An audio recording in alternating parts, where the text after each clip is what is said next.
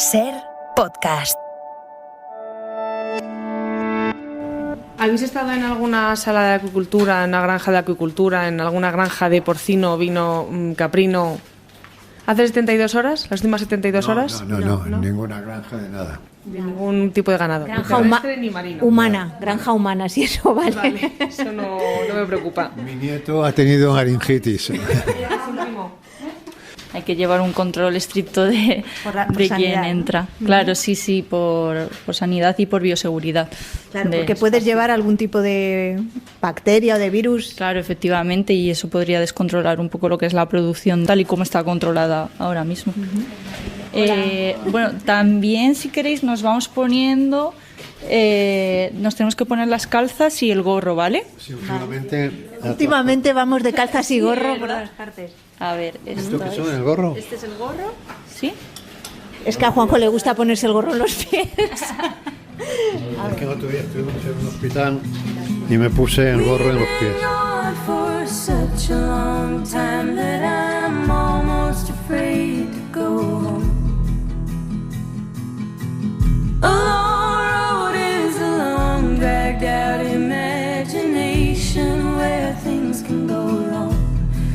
Keep rolling on.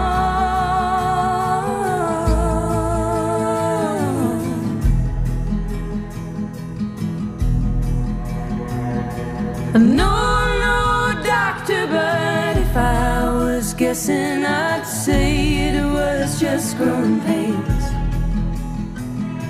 And painful as growing is, we can't forget it's hard to get to taking the reins, and we'll all be okay.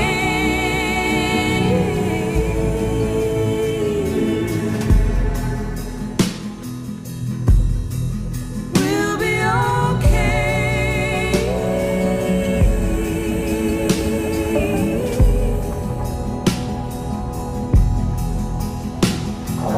Dusty trails can lead you to a golden road. I've been told. Can't remember who it was, but all she spoke. Will it pay for thoughts? Leave me broke. 'Cause everyone's around and I'm still alone. Everyone's around right now and I'm still alone. Juanjo Millás, ¿qué tal? Buenos días.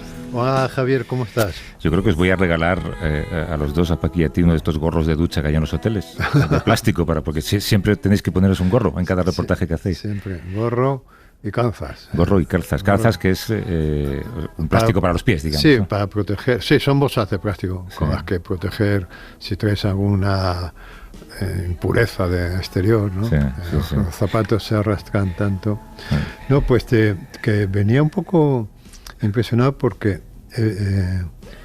hacía años que no veía una rata. Pero cuando te digo años, quiero decir muchos años que yo no veía una rata. Y entonces, y hasta ha sido como la semana de las ratas, pero que ahora, cuando bajaba hacia un metro, ahora, claro, a estas horas la calle está vacía. Estos animales son crepusculares, o sea, están al amanecer, al anochecer, sobre todo. En uno de los cubos de basura que había en la calle alrededor, había una rata, que enseguida se ha metido debajo de un coche. Y me ha impresionado, bueno, primero porque yo tengo una historia con las ratas porque en mi infancia las ratas convivíamos con ellas, ¿no? Y eran unos animales con los que había una relación tremenda porque son muy humanas, entre otras cosas, porque la mirada de la rata, esos ojillos de la rata, luego es mamífero, es vertebrado, se organiza en familias, como nosotros. Y recuerdo que en el metro había muchas. Cuando yo recuerdo estar en el metro de pequeño y por el andén corrían como locas. Y se desratizó, el metro se desratizó, no ves una rata ahora. Pero bueno, el caso es que daba coincidencia también. Bueno, me ha venido a la memoria el comienzo de la peste en la novela de Camus, que es un día que un médico, creo recordar que es el personaje, baja de su casa por la mañana, se va al hospital a trabajar y en el portal se encuentra una rata. Dice, qué raro. Y sale a la calle y en la esquina se encuentra otra rata, en fin, y es que empieza la peste bubónica. Las ratas se han salido de su hábitat y han invadido un hábitat. Bueno, y entonces ese principio de novela a mí siempre me ha impresionado mucho, ¿no? Me acuerdo de él. Pero es que además, esta semana, un día hablando con Paqui de no sé qué, me dijo, pues donde hay ratas, muchas ratas en Washington. Yo dije, ¿cómo? En Washington, que es, yo tengo por Washington una idea de una ciudad tan limpia y tan todo como la Casa Blanca, ¿no? O sea, no conozco Washington, pero y luego va gente a estudiar tan importante, los hijos de los reyes, o tal, que vamos, que imaginarme una rata en Washington, dice, sí, pues un día... Tengo mucho que decir sobre esto, sí. Sí, me dijo, íbamos con Javier de Pino por Washington y Javier le dio una patada a una rata. Pero es verdad que no fue tanto así. Lo primero es una conclusión que yo creo que está sacada de contexto, porque una vez que ha estado Paqui en Washington, que fue para la cobertura de no recuerdo qué elecciones hace años, y estábamos con Teo y con Lourdes, y íbamos a cenar a un restaurante y se nos cruzó una rata por delante. Es verdad que hay ratas en las grandes ciudades en Estados Unidos por un problema de recogida de basuras, pero vamos, claro, Paqui asumió que eso es habitual. Era habitual. No, es tan habitual. Aunque yo he tenido también mis experiencias con ratas.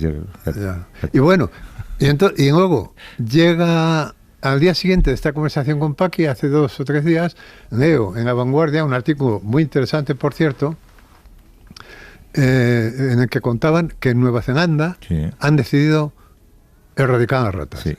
O sea, pero una decisión de rata cero como COVID cero en China. Sí. Lo cual a mí me parece que es heroico, si no imposible, porque yo todo lo que he leído acerca de las ratas es que más que se puede llegar es a una conllevancia con ellas, ¿no? A soportarse, ellas que se queden en su espacio, que no surjan, que no ataquen nunca nuestro espacio, pero es imposible erradicarlas, ¿no? Pero en Nueva Zelanda, como es una isla, tal... ¿Has leído eso? Lo he leído y le escuché a Carles en la ventana hablar de esto con un experto que básicamente decía que sería posible, siendo como es una isla, Nueva Zelanda, pero por la magnitud de la isla y sobre todo porque cada día llegan contenedores, sería muy difícil conseguirlo. Claro, los contenedores llegan. Y luego las ratas, es que decía que nadan 800 metros. Bueno, las ratas son asombrosas.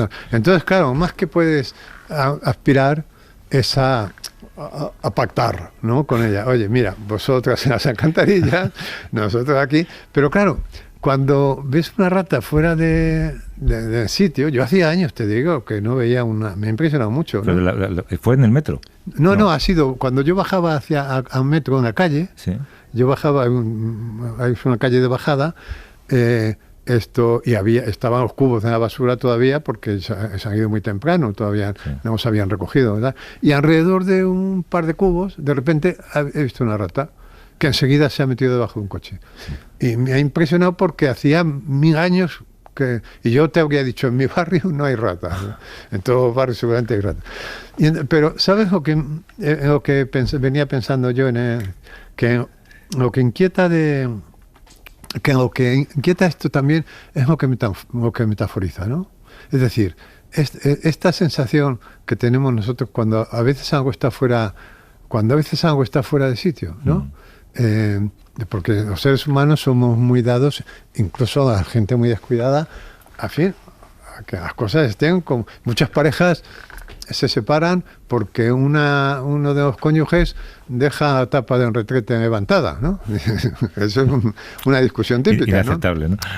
Oye, esto tiene que estar siempre bajado. No, pero ¿tú no te has tenido alguna vez esta sensación de que algo... No, o sea, cuando tú ves una rata y dices, algo no encaja, ¿no? Porque algo está fuera de sitio. Esta sensación de algo no encaja, ¿no? Y entonces venía acordándome, yo estaba intentando acordarme porque en mi vida ha habido muchas situaciones de algo que no encaja, pero no conseguía acordarme de ninguna. Y me ha venido a la memoria una que me resultó muy inquietante, que era hace muchos años, yo tenía un Opel, que debió ser el primer coche que yo tenía que se abría a distancia, ¿no? Con la llave. Con la llave. Y entonces salí de casa para ir a Iberia seguramente, me di, se abrió, me metí en el coche. Y yo notaba que algo, o sea, no es totalmente consciente, pero que tienes una cierta inquietud de que algo no va, ¿no? Bueno, algo no va, que meto la llave en el coche no arrancaba o no entraba la llave, no me acuerdo, qué raro, y de repente veo en ese picadero, no corras papá, de unos niños que no tenían nada que ver con mis hijos, y tal. O sea que me había metido en un coche que era igual que el mío, pero que no era mío porque dio la casualidad de que mi llave abrió esto. Y entonces, durante unos segundos fue esa sensación de, Dios mío, si me pillan aquí, sí, robando parece que estoy robando un coche, pero sobre todo, esa sensación que durante los minutos previos yo sabía que algo estaba pasando, que algo estaba fuera de sitio, ¿no? Y que te avisa, el cuerpo te avisa, ¿no? Pero no pillas, ¿no? Pero conociéndote seguro que se te pasó por la cabeza pasar a formar parte de esa nueva familia, porque igual te gustaba más que la tuya, ¿no? No, me asusté muchísimo. Mira, es una buena historia, pero me asusté muchísimo pensando que salía el dueño, porque evidentemente mi actitud era la de alguien que está robando un coche, ¿no? Y entonces he estado pensando así en cosas que no... Por ejemplo, estoy pensando, ¿has leído esta historia terrorífica de este marroquí que ha estado 15 años en la cárcel? Sí. Por una violación que no cometió y ahora está... Claro, yo estaba pensando, este hombre no encajaba este hombre todos los días de su vida en la cárcel dice, hay algo que no encaja aquí, porque claro, que en el juicio no aceptaron las pruebas de ADN, en el juicio parece que fue una chapuza, ¿no? Y tal, o sea, eso de estar fuera de sitio, ¿no? Y el otro día estaba pensando también en las declaraciones de María Guardiola. ¿Las primeras o las segundas? Bueno, conjunto, sobre todo las primeras, cuando ella, además la entrevistan en todas partes, en la SER, Ángel, en 25 y tal, y ella dice, no, antes prefiero dimitir, o sea, no acceder a la presidencia, ¿no? Que faltar a mi palabra y tal. Y ahora, y retrospectivamente, yo creo que todos nos decíamos, algo no encaja, ¿no? O sea, que una mujer del PP o dijera con ese modo tan aguerrido... Un partido tan disciplinado, un verso libre... Aquí hay algo que no encaja. Aquí hay algo que no encaja. Pero sin embargo nos lo querimos. Sí, claro, pero sí, bueno, hubo gente que dice que no se lo creyó, yo fui de los ingenuos, pero algo en mi cuerpo estaba como cuando estaba en el Open, ¿no? Algo en cuando viste una rata en la acera. Cuando hay una rata en la acera, algo aquí está fuera de lugar, ¿no? Y efectivamente se ha colocado ya en su lugar, lo cual, en fin, es muy tranquilizador. Yo creo que para ella también. La metáfora es demasiado bárbara, ¿no? Decir, claro, hemos empezado hablando de ratas salidas de la alcantarilla, pero en fin, no. No, quiero hacer comparación de ese tipo. Pero es porque estas cosas siempre las ves retrospectivamente. Sí. ¿Qué pasó aquí?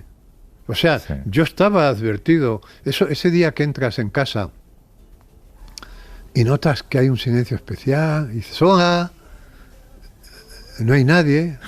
No es tu casa. No es tu casa. ¿Te ha pasado eso? No, eso no ha pasado. No. Qué raro, hay un silencio que de repente encuentras en la cómoda una nota que te han abandonado, ¿no? Vale. Y dices, pero tú ya lo sabías. Quiero decir, que a lo mejor tardas un cuarto de hora en encontrar la nota, ¿no? Sí. Y luego, hay otro artículo en La Vanguardia, ayer me parece, de Jordi Egon, que hablaba, no lo decía así, pero yo lo iba encajando todo, ¿no? De la extrañeza resultante de que los dos debates más importantes de la campaña electoral se hayan hecho en un programa que no es un programa de información política, ¿no? Bueno, debates, entrevistas, ¿no? Bueno, entrevistas, llámalo como quiera, o sea, pero que los dos sucesos más importantes se han hecho en un programa de entretenimiento, ¿no? Y con un director, Pablo Motos, que no es un experto en política, ¿no? Que es un experto en entretenimiento. Y entonces, eso produce también algo, dices, algo está fuera... o sea, quiero decir, que no dices, no verbalizas, pero cuando alguien lo apunta, dices, coño, pues es verdad, algo está fuera de sitio. Sí, es ¿no? como ver a Feijóo sin chaqueta, por ejemplo, ¿no? Sí. Dices, Sí. algo pasa, algo pasa. Todo esto, algo percibimos todos este año, ¿no? Porque unas elecciones en pleno verano también. Hay una sensación de extrañeza y tal. Y calla, que me está viniendo a la memoria ahora un cuento de terror. No era de terror, era un cuento policíaco de un autor policíaco que estuvo muy de moda hace años. Es que no me acuerdo cómo se llamaba. Era un tío que siempre, era un yankee que firmó todo con seudónimo toda su vida, pero además creo que cambió de seudónimos y se hicieron muchas películas basadas en cuentos suyos, pero no consigo... Bueno, y el cuento es un policía va a la casa de un tío del que sospechan que puede haber asesinado a su mujer o a alguien, ¿no? Pero no tienen pruebas. Y entonces este supuesto asesino lo recibe en el salón, le invita a café y están charlando 1 hora. Y el policía no saca nada en claro y se va. Y se va, no tiene ninguna prueba contra él, pero se va con un malestar que no sabe explicar. O sea, la entrevista se ha generado un malestar que él no sabe explicar, ¿no? Bueno, y se va pasar por la comisaría, ¿no? Se mete en la cama y de repente, no sé si es estando en la cama y dándole vueltas a ese malestar que tiene, está estudiando una escena en la que se ha entrevistado, el salón comedor en el que se ha entrevistado con este supuesto asesino, ¿no? Y entonces se da cuenta, tú fíjate, qué bueno, de que en la lámpara del techo de esa habitación estaba descentrada respecto al habitáculo, digamos. Al habitáculo. Estaba descentrada. Y si estaba descentrada, ¿qué pasaba? Que se había levantado un tabique en esa habitación. Es decir, que la mujer estaba emparedada, la muerta estaba emparedada. Pero claro, efectivamente, tú entras en una habitación en donde la luz está mal colocada, la luz que habitualmente pues está en el centro de la habitación, y tú no lo notas, o sea, no eres capaz de racionalizarlo, pero puedes estar sintiendo una incomodidad, y de, aquí pasa algo, no sé. Y esto te está pasando con la política ahora. Bueno, en parte sí, porque claro, está todo muy descolocado, ¿no? Es decir, está muy descolocado todo. Sí, que está todo muy descolocado, está afuera. Y me acuerdo que cuando estuve, una cosa lleva a otra, no paras, porque una cosa te lleva a otra. Ahora me acuerdo que cuando estuve en Japón haciendo un reportaje sobre tsunami, un año después del tsunami, fui con Jordi Socias, fotógrafo, hicimos un reportaje. Y entonces, en los sitios cercanos al tsunami, que estuvimos en una zona que había muchos hoteles y tal, nos contaban que por la noche muchos animales venían del monte, osos y muchas clases de animales, a los cubos de basura a coger comida de los restaurantes, ¿no? Y que ellos llevaban muy extrañados de que 3 días antes del tsunami no había ningún animal. O sea, los animales se habían retirado al monte porque los animales ya olían en el tsunami, ¿no? Pero claro, la extrañeza para los trabajadores del hotel era que tampoco es que dices, oye, hoy no han venido los osos, ¿no? Bueno, pues tampoco, pero internamente tú notas que algo pasa, ¿no? Entonces, ¿cuántas veces nos pasará esto en la vida? Cosas que luego, que son como premoniciones, ¿no? Sí, que no hacemos la lectura. Que no hacemos la lectura adecuada, ¿no? Y dices, joder, tenemos un malestar, y no. Y claro, y lo entendemos siempre retrospectivamente, ¿no? O sea que igual podríamos ser capaces de anticipar los resultados del día 23 a las 9:30 de la noche, más o menos, o un poquito más, si supiéramos leer algo que ha pasado estos días, ¿no? Cosas que están fuera de lugar. Bueno, detalles. Sí, hace poco, comiendo con Arzuaga, para una de nuestras historias, me decía que lo que nos falta es información. Es decir, que si tuviéramos toda la información, lo sabríamos. Es decir, que todo está previsto, Sí. todo está decidido. No hay escape. Esto genera un problema enorme. Bueno, en la Edad Media generó un problema enorme en el mundo de la escolástica, porque decían, los teólogos decían, vamos a ver, si Dios sabe qué va a ser de tu vida, Dios sabe todo. Por lo tanto, sabe qué es de tu vida. Tú no tienes libre albedrío porque tu destino está marcado. ¿Ves? Si hay alguien que no sabe, tú no tienes libre. Porque la discusión era. Tú puedes creer que lo tienes, pero no. Claro, entonces, lo que me decía Arzuaga es esto: si todo está decidido, lo único que nos falta es información. Es decir, se podría predecir el tiempo de dentro de 3 años si tuviéramos toda la información. El problema es que no tenemos toda la información. Y yo me decía, pero bueno, estaba escrito, digamos, por entendernos, que tú y yo comiéramos hoy en este restaurante hasta ahora, un miércoles a las 2 de la tarde, tal. Y si hubiéramos tenido toda la información, sí. Yeah. ¿No? Y seguramente, claro, esto crea un asunto, genera un asunto muy interesante, filosófico muy interesante, sobre si realmente decidimos algo. El determinismo. Pero claro, información, hablamos de información científica. O sea, si supiéramos que tú vas a nacer. Información. Claro, no es información, no tiene nada que ver con dioses ni con... No tiene nada que ver con que te echen las cartas. No. Exacto. Información. Información pura y dura. Eso es Kiko Llaneras, pero multiplicado por 40, ¿no? Es decir, Sí. Es decir, si tú y yo hubiéramos tenido toda la información, Sí. no habría ninguna posibilidad de que tú y yo hoy a esta hora no estuviéramos frente a frente. Dice, no, tú te podías haber levantado hoy con un dolor de cabeza y haberte quedado en tu casa. No, porque la información lo anticiparía. No, porque la información. Es decir, que no decidimos nada. Por eso también hay una frase que no me viene ahora, como que que si tuviéramos toda la información, nadie sería culpable. Ya, claro. No es una frase así exactamente más bonita, pero claro, porque es que hacemos lo que podemos todos, ¿no? Claro. Es decir, es muy interesante, ¿eh? Y esto es lo que de repente metaforiza una rata que a las 7 de la mañana está donde no está, donde no debería estar. O sea, si yo te contara mis luchas con las ratas en Washington, que no hay tantas, ¿eh? No, pero hay muchas, porque es que yo siempre me he imaginado Washington como una especie de arquitectura de estas con las que juegan los niños. Sí. O sea, una arquitectura limpia y tal. Y claro, imaginarte en medio de esa arquitectura una rata es tan contradictoria. Tiene una parte, es verdad que es una ciudad que luego por la tarde-noche se queda completamente vacía, porque son todos edificios institucionales de los que la gente huye a las afueras. Y ahí salen las ratas. Y ahí la ciudad se convierte en la ciudad de las ratas. Claro. Pero sí, hay muchas, no tantas como en Nueva York, y yo tuve una experiencia terrible con una de ellas.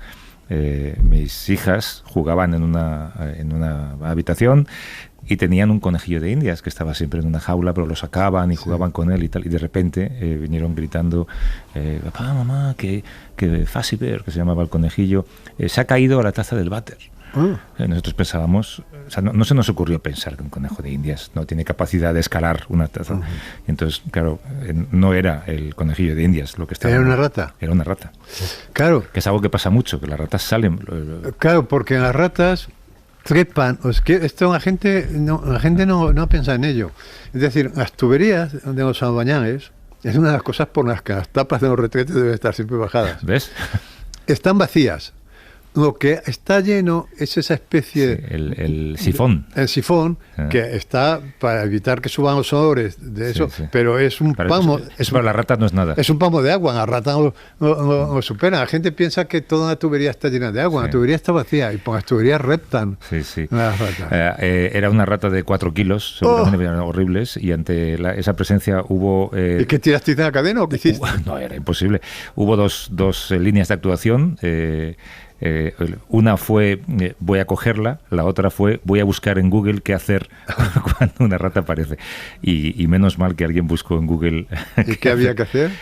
Pues había lo primero que cerrar la tapa y llamar a alguien para que fuera, porque si intentas cogerla por el rabo te puede picar y vete tú a saber. Ya. Porque allí lo que asomaba era el rabo. La rata intentaba volver. Esta rata ha intentado volver. Sí, sí. Y luego leí, después de esto, ¿sabes a quién le mordió una rata mientras que estaba sentado en la taza? A Richard Attenborough, el director de cine, Joder. haciendo un documental de estos. Quiero decir que es algo habitual, no quiero... Ya, pero que durante un tiempo os quedaría una fragilidad. Qué pesadilla. Pesadilla, Aquel ¿eh? baño se precintó, ya te lo digo. Claro. Se precintó durante un tiempo. Porque es que la rata es transmisora de la peste bubónica, es que no es una broma. William Irish. William Irish. ¿Sabes quién no lo he dicho? ¿Quién? Pues alguien que tiene toda la información. Javier San Pedro.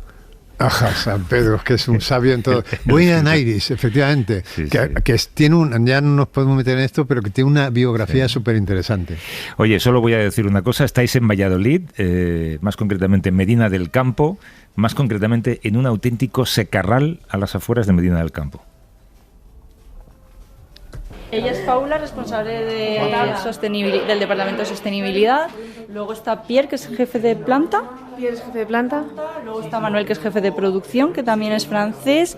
Y luego, por ejemplo, está José, que es súper experto en larvas, es el jefe de calidad y del criadero. Y él es de Honduras. Él es de Honduras, estuvo trabajando mucho tiempo en Estados Unidos. Y sí. esa nacionalidad es porque son gente experta Sí. en el asunto, porque no es fácil encontrar gente experta. En Europa no está muy implantada. Pues se cultiva en Ecuador, en Honduras, en Madagascar, en la India, en Tailandia, en países que están fuera de la Unión Europea. Por eso la gente trabaja en esos países. Que se cultivan artificialmente, ¿qué es decir? Sí, artificial o natural, pues la clasificación, la verdad, no está hecha. Natural puede ser en el mar abierto, como se hace en la acuicultura en Noruega, en el salmón noruego, y artificial se puede considerar cuando tú sacas el animal de su hábitat natural y le recreas en otra parte. ¿Qué ¿Qué es esto? Eso es. Esto Mira, que Juanjo, es un agujero. lo estaba mirando, que hemos entrado en la oficina y hay un acuario, pero en vez de pececitos de colores, ¿qué hay? Hay varios langostinos, ¿no? Hay Sí, como mira 4, cómo patean. 5. Estos ya son de la familia, ¿no? Estos... Estos son de casa. Pues Va. comenzamos la visita. Ah, bueno, te vas a tomar pero me el voy café. tomando, sí. Puedes. Lo que pasa es que no se puede caer ni una gota de café al lado de las piscinas. Bueno, entonces Tú imagínate que le lanzas el café a la ¿Queréis piscina de hacer- los langostinos. Hacemos un break y... lo acabo. ¿Esto para interrumpir? Sí. Vale, Ya. a la derecha está la Ya zona voy. de proceso y a la izquierda la zona de producción. Vamos a empezar por la zona de producción. Te voy a dejar pasar. Ya voy a llamar aquí. ¿Te huele a mar? A mí me voy a llamar. ¿Te huele en Asturias? ¿Eh? Sí, como si hubiera llegado a Asturias. Puede ser, oye. Al final es agua con sal, o sea, el agua es marina. No te digo yo que no. Va, bueno, aquí. Sí, Vamos gracias, hacia la por favor. izquierda. Sí, seguid a Paula. Vamos por un pasillo, Pasa esto, recto. un pasillo estrecho con naves a derecha, a izquierda. Y aquí estamos bajo una Es un hangar. muy grande. Y luego dentro del hangar hay como grandes piscinas, ¿no? Son tanques que están cubiertos y socavados en la tierra. En esa zona de ahí es la zona de producción de larvas y reproductores, y en la zona de ahí está el almacén de comida y el laboratorio. ¿Cuánto tiempo tarda un langostino desde la larva hasta que ya está comestible? Hasta que es larva pasan 15-16 días. El huevo a la larva. Sí. Y luego desde que es poslarva hasta que es langostino, más o menos 2 meses. Unos 3 meses en total cuesta construir un langostino. Sí. Con todas sus partes. Todas sus partes.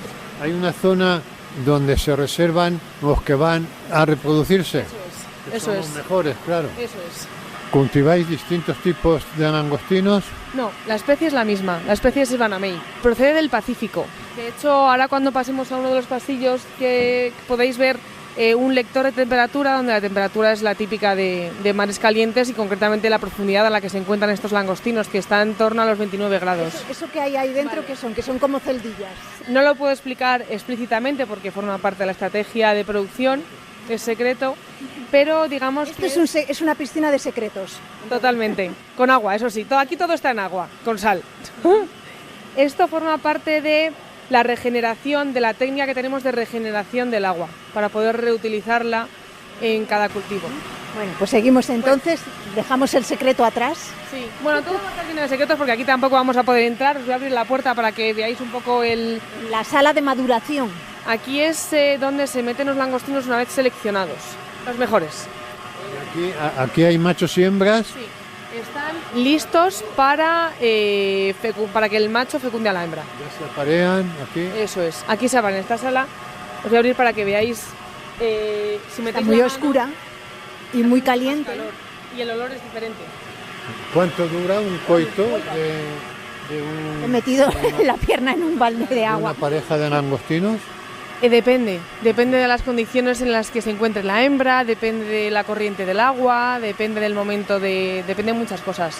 De hecho no se sabe, aquí se entra todos los días a ver qué hembras qué machos han inseminado a las hembras.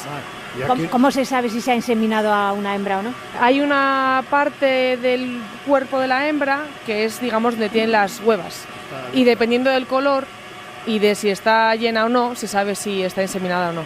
Wow, qué calor hace dentro. Y tiene que estar oscuro porque También es parte del secreto, no voy a poder revelarlo todo, lo siento mucho, pero a grandes rasgos la reproducción de los langostinos tiene que suceder durante un periodo del día. Entonces hay que simular ese periodo del día para que se pueda hacer la reproducción aquí. Tiene el ciclo invertido, digámoslo así. todos estos secretos son porque la acuicultura de langostinos no se hace igual en todas partes. No hay nada escrito. O sea, de hecho este proyecto es un proyecto de ensayo-error de 12 años de investigación, de muchos errores, de muchos aciertos y gracias a Dios hoy estamos aquí y de esto no hay nada escrito. Por eso hay tanto secreto, porque al final la acuicultura del langostino está implantada, hay muchas teorías y hay estudios que avalan que es viable a cielo abierto y de hecho por eso funcionan, pero este modelo de producción exactamente no. A ver, es un sitio muy particular, pero para mí langostinos de Medina del Campo es como pollos del mar Cantábrico, ¿no? Es una cosa alucinante, Javier. Es una cosa alucinante. Es más que eso. Es como... ¿tú has visto la película esta... Martian, creo que se llama, Martian. El marciano. Donde se establecen en Marte Sí. este actor Matt Damon. tan guapo, Matt Damon, ¿no? Claro, para establecerse en Marte, que es un lugar absolutamente hostil, ¿verdad? Tienes que ir poniendo módulos que reproduzcan las condiciones atmosféricas de la Tierra, que donde haya oxígeno, donde haya... tal. Pero claro, sin ningún contacto con el exterior, ¿no? Bueno, pues tú imagínate lo que es en medio del campo, en Valladolid, en medio de Castilla, en un secarral y tal, coger y llevar al mar. O sea, reproducir las cuestiones del mar, reproducir las condiciones del mar para criar langostinos. Es exactamente lo mismo que instalarse en Marte. ¿Tú crees que ese langostino sabe que no está en el mar? Claro, estos langostinos ya llevan muchas generaciones, porque claro, los langostinos originales tuvieron que cogerlos lógicamente del mar, sí. Pero estos ya llevan muchas generaciones y estos es como cuando si en Marte nos lográramos instalar y ya llevaran 1000 generaciones, dile al niño marciano, oye, ¿tú sabes que está fuera de tu sitio? De ¿no? tu planeta. De tu planeta, pues igual, estos...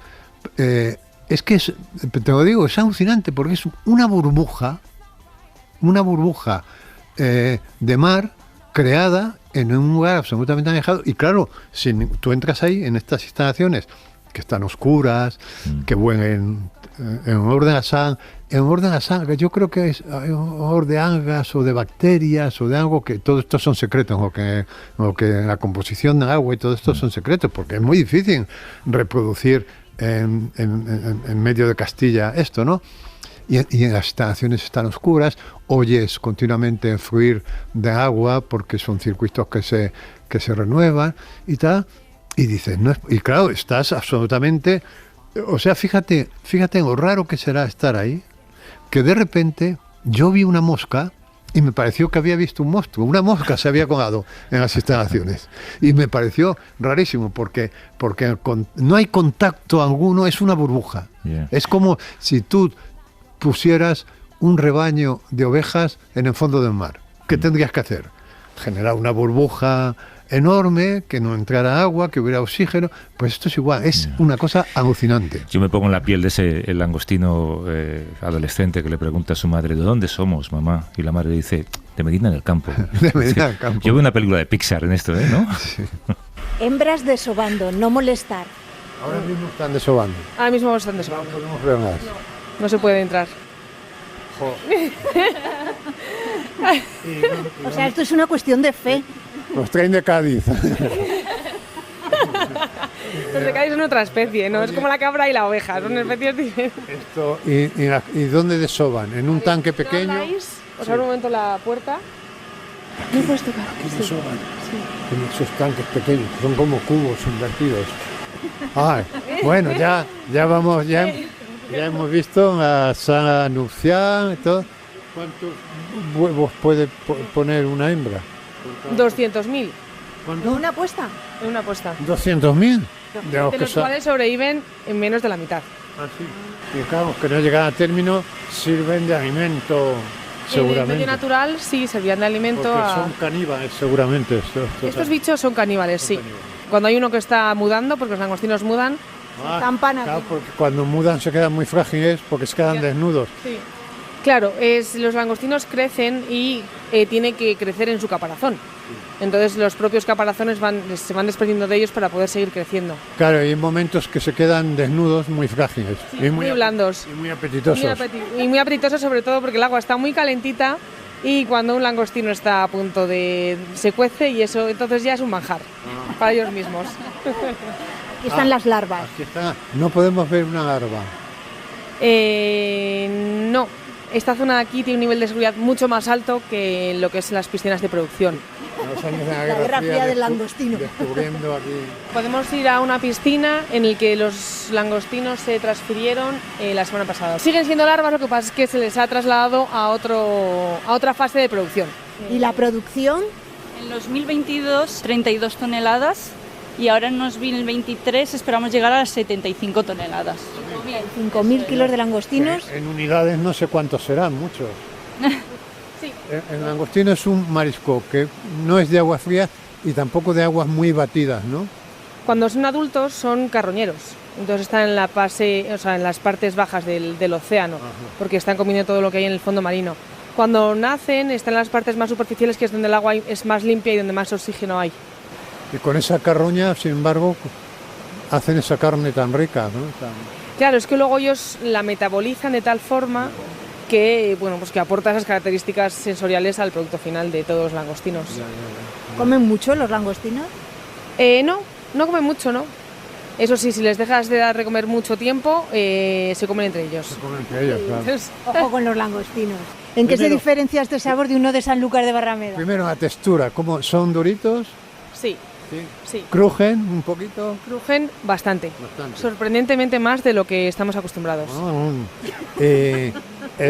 Y son un poco tirando a dulces, quizá, Pues te va a sorprender. El que está más dulce es el crudo. porque se come crudo también. Aquí sí. De hecho, Ceviches. o tal cual. Aquí los controles de calidad que se hacen es coger langostino y comérselo. Entero. Uy. ¿Y quién hace esos controles? ¿No vas a presentar? Tú te los comes enteros y en la cabeza. No, y el director de producción ¿Y chupas la cabeza también? No, Vamos, descríbenos cómo es morder un langostino crudo. Pues, o dale un langostino crudo a Juanjo para que se lo... es que, es pues crudo. mira, te podría coger uno ahora mismo, Sí. enfriarle, Sí. ¿Vale? ¿sí? Entonces, yo me podría bañar aquí sin intoxicarme. Este agua está como la del mar. Este agua recrea el agua en el que viven los langostinos en su fase adulta, quiere decirse en el fondo del mar. Para ser como en el mar le faltaría un neumático, ¿Cuánto una tiempo? bicicleta... ¿Cuánto, Ahora os enseño, saco una ¿cuánto cesta de tiempo dura un agua de esta? ¿La purificáis continuamente? ¿La recicláis? todo el cultivo. Pero voy a coger una cesta de estas, a ver. A ver. Mira, estos son los pequeñines. Sí, ¿Puedo coger uno? sí. Has saltado. ¿Esto se puede comer ¿Y uno veis los entero? bigotes? Sí, todavía ya tiene bigotes larguísimos. Es casi más largo el bigote que El bigote es cuerpo. indicativo de estado de salud de los langostinos. Mira, es transparente completamente. Y Ese es el esa estómago, mancha... que es la cabeza.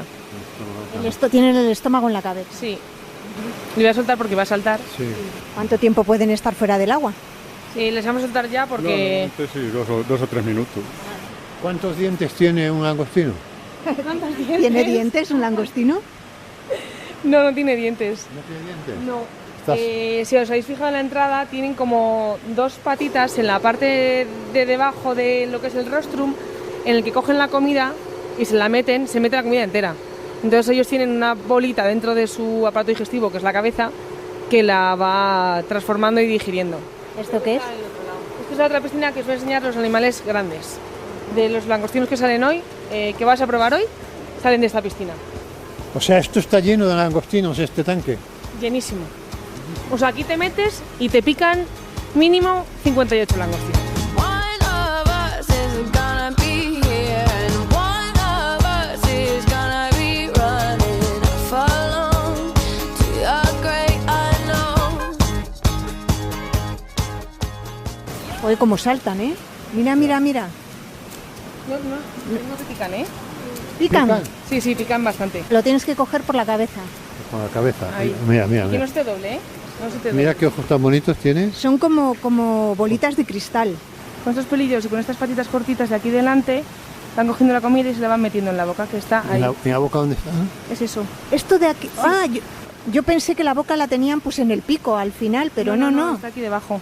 La Está tienen como en la base del cuello casi. Casi en el estómago, ¿no? Sí, Qué mirada tiene. Mira, aquí están dando de comer, ¿no? sí. La idea de Angostino y Valladolid, ¿no?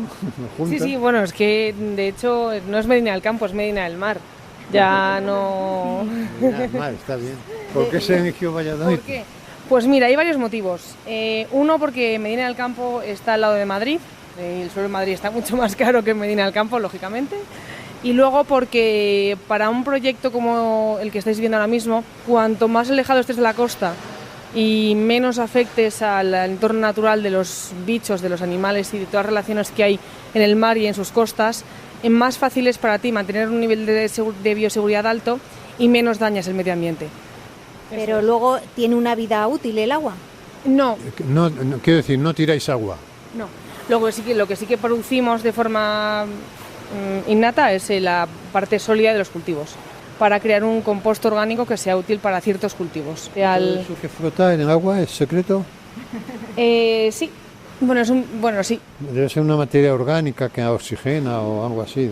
No. No van por ahí los tiros. Pero es materia orgánica. No. Entonces, si no es materia orgánica, ¿qué puede ser?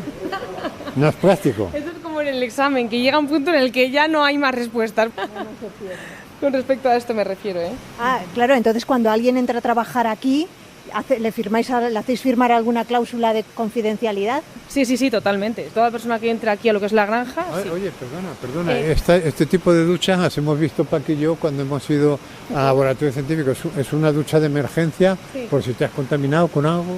Porque el agua de los langostinos tiene mucha carga microbiológica. Entonces, si te entra en los ojos, en la nariz, en la mucosa, se te prepara una infección. Tienes que dar una ducha corriendo. De hecho, tienen aquí un lavaojos de emergencia. Sí, porque, bueno, les habéis visto saltar. ¿Quiénes son los mayores comedores de langostinos? ¿Del mundo? Europa. ¿En Centroamérica o en Latinoamérica? En Centroamérica y Latinoamérica es donde más se produce, no es donde más los comen. Asia también produce mucho y come mucho. El continente asiático come mucho. Pero más que en España en Navidad. No lo sé, no sé si más que en España en Navidad. ¿Y cuánto vive un langostino? Depende de las cópulas que haga. ¿Cuántas cópulas aguanta? Pues ese es uno de los factores que se puede incluir en la selección genética de tu langostino. ¿Tú distingues a simple vista un macho de una hembra? Sí, tú has cogido un langostino en la parte de abajo donde tiene las patas. El langostino tiene donde tiene el semen, que son como 2 bultitos, y la hembra tiene el agujerito. Bueno, vamos a pasar ahí. Hace más fresqui. Zona de manipulación. Es como una cámara frigorífica, ¿no? Sí. Esta sala es donde se recibe el langostino una vez que se pesca. En estos tanques blancos que veis se meten los langostinos, que aquí vienen con agua y hielo, porque los langostinos se sacrifican en agua y hielo. En una cuestión de 2 segundos mueren. Pues aquí es la zona donde el langostino deja de ser animal y pasa a ser alimento. Mira, ahí hay un langostino muerto que ha saltado. ¿Qué salimos por aquí? Sí, en la sala de procesado. Sigue haciendo un frío notable aquí. Aquí es donde se manipula el langostino, entonces la temperatura de la sala tiene que ser baja. Ella es Jenny. Y está ¿Es el limpio. cocedero? No. Sí, este es el cocedero. Sí. Es que aquí todo se hace manual. ¿Cuánto tiempo tarda en cocerse un langostino? El proceso completo alrededor de 1 hora. Lo que es solo la cocción, alrededor de entre 5 y 10 minutos. Y sigue su proceso y hasta ahí puedo decir. O sea que ellos también tienen parte del secreto de la calidad final del langostino. Y lo último que queda por ver, si queréis ver, es el laboratorio. Efectivamente, voy al laboratorio. Pero ¿y aquí qué se hace? ¿Qué se estudia? Aquí, pues mira, esto es casi el corazón de la estrategia de producción. Muchas cosas que se pueden hacer dependen de la calidad del agua, que es lo que se controla aquí. Originalmente los tatarabuelos vinieron de un sitio natural, ¿no? ¿Podríamos decir que son mutantes estos langostinos o no? Si los comparas con uno de los que vienen de su origen natural, serían iguales. Lo que no sabemos y no se podría saber, y espero que nadie lo sepa nunca, es qué pasaría si sueltas a este bicho al medio natural. Claro. Ahora toca saber exactamente en qué se traduce esto. ¿Qué has dicho? Que nos los vamos a comer. Es que esa es la historia, ¿no? Así acabaría la película de Pixar, cogiendo al langostino de Medina del Campo y soltándolo en el Atlántico, ¿no? Claro, ¿y qué pasaría? Claro. Diría el langostino, mira, el langostino del pueblo. Podría volver a su vida. Me acuerdo de una frase de aquella película de Mejor Imposible o Peor Imposible, que dice, el personaje dice, ya no puedo volver a mi vida anterior. Es decir, que hay un momento en que ya no puedes volver a tu vida anterior, ¿no? Igual en langostino ya no puede vivir a su vida anterior. Claro, que se le mata de frío al langostino. De frío en cuestión de segundos, sí. Pero, Javier, esto es una locura, se me ocurre a un noruego. O sea, la vida es que es rarísima. ¿Cómo un noruego llega a las afueras de Medina del Campo, en Valladolid, y se le ocurre hacer esto? Porque tú vas por dentro de estas instalaciones y te aseguro que no tengo que... Esta empresa, por cierto, que se llama Noray, no sé si lo hemos dicho, que Noray significa el poste de amarre de los barcos, ¿no? O sea, es un... Entonces, es una cosa que yo todavía... ya hace días que hicimos este reportaje, todavía me veo dentro de aquellas instalaciones. Pues era como un viaje a Marte, porque efectivamente entre en exterior y en interior no hay comunicación ninguna. Es una auténtica burbuja, ¿no? Es como una película. Mira lo que te ha puesto Paqui encima de la mesa. Ábrelo. Ya he visto que me ha traído... Bueno, tú sabes que no... Mira qué bien preparadito. Me ha traído un langostino para que lo pruebe crudo, porque allí bueno, nos dimos una comidona... No te lo estás pensando, has empezado ya a pelarlo. Un langostino crudo, así un poquito azulado, ¿no? Sí, no, son muy buenos, ya los hemos probado, porque nos dimos en un restaurante de Medina, nos dieron un menú degustación de... Langostinos locales. Langostinos de Valladolid. Y es que a mí me hace mucha gracia pensarlo. Con un chef, por cierto, Javier Paniagua, estupendo, que nos dio de todas maneras. Estos son muy buenos para ceviche. Ay, qué rico. Ahora te voy a decir yo la textura que tiene. Sí, a ver, venga, dale. Bueno, de textura perfecto. 9:53 de la mañana, tomándote un langostino crudo. Y no, está estupendo, está muy bueno de textura y efectivamente tiene un punto, un pelín dulce, que... No le has quitado nada al langostino. No hace falta, puedes quitar el tubo digestivo, ahora se me estoy quitando, pero no hace falta. Bueno, pues son unos langostinos que además han ganado muchísimos premios. Los de Medina del Campo. Sí. Tienes que dar. Pero... Y de mal carácter, que es otra cosa que me ha sorprendido, que los langostinos pican. Yo tienen y además saltan, sí, tienen un mal carácter. Pero son unos bichos adorables. Lo que pasa es que yo tengo la impresión de estar tomándome un mutante. Bueno, está buenísimo, ¿eh? Bueno, pues que aproveche, Juanjo. Hasta la semana que viene. Gracias.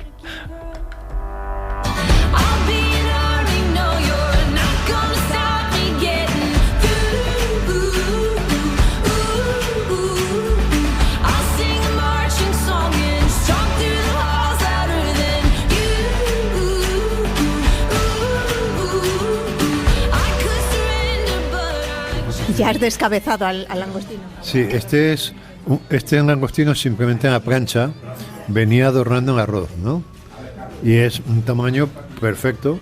Pero le has quitado la cabeza antes de pedirte que me enseñaras, después de la clase magistral que nos ha dado Paula, que nos mostraras dónde tiene la boca, dónde tiene... Ha pasado por una plancha, además está un poco aceitoso, no sé. no conserva los órganos sexuales. Pero la cabeza está buenísima.